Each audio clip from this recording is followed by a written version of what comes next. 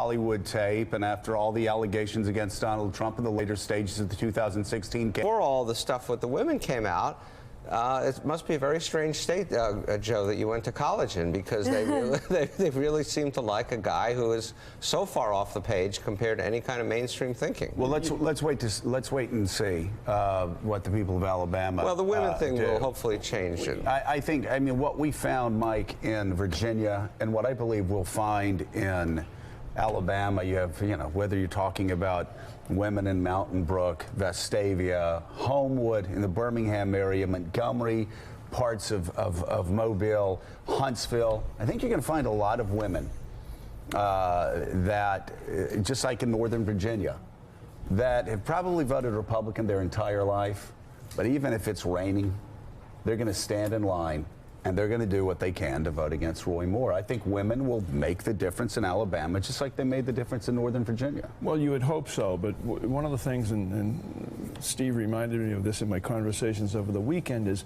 because of who we are, where we live, and the culture that we're all a part of in one way or another, you can say Democrats, but you can also be more general about it and say people from the Northeast or people from the coastal elites. Right. We fail to recognize the impact that religion has on the daily culture in Alabama, and the absence of condemnation from so many churches, small churches, pastors throughout Alabama has played an important role in keeping his candidacy afloat to this point. I actually don't think it's religion as much as it is tribalism. Mm-hmm. Donald Trump got elected, Noah, not because people liked Donald Trump, but because they disliked Hillary Clinton more. This has been the story of American politics for 30 years. You don't vote for somebody, you vote against somebody. Everybody knew what Donald Trump's flaws were, but more wanted to vote against Hillary Clinton in the states that mattered in the end than wanted to vote for her. Here with Roy Moore, I don't think a lot of people are going to be voting for Roy Moore, but they sure don't want Nancy Pelosi and, fill in the blanks, and Chuck Schumer and all of they don't want all of these, Northeast liberals and West Coast liberals having another ally in Doug Jones. That's the line you always use. Oh, Doug Jones, if you vote for Doug Jones, his first vote is going to be for Chuck Schumer as majority leader. And everybody's like, no. That's not just in Alabama, by the way. That's across the country.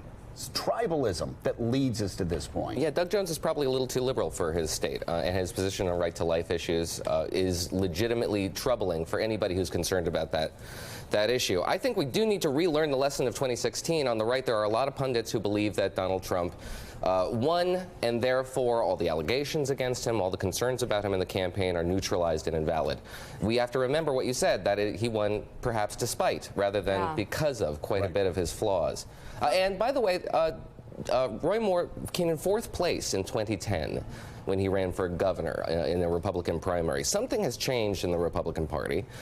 It's something that I don't think we put a lot of stake and a value in, the nature of the way in which we care a little bit less about governance and a little bit more about cultural signifying and posture. Mika, a reporter told me that in South Florida fundraiser this weekend, the names John McCain and George H.W. Bush were brought up, and the entire audience of Republicans booed. This is not, forget about the Republican Party of my youth. This is not the Republican Party of my 50th year.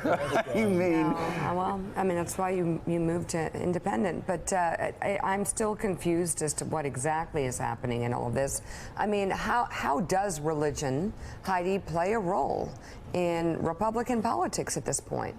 Well, it's certainly part of the tribalism, right? Because there is a litmus test for most religious voters, which is on the issue of abortion. And for those voters, they can be single issue voters. But in this case, I think Barnacle is really makes a very important observation here about all of these religious leaders standing by Roy Moore, or essentially just not saying anything. I think for the victims who are ongoing. There's got to be current victims who are looking at this situation and seeing how this the religious leaders are saying nothing. It must be a really hard moment for a lot of these people in Alabama who may be suffering sexual abuse. And so I think that is something that down the road also makes it harder for the religious community. Now you're seeing members like Tony Perkins.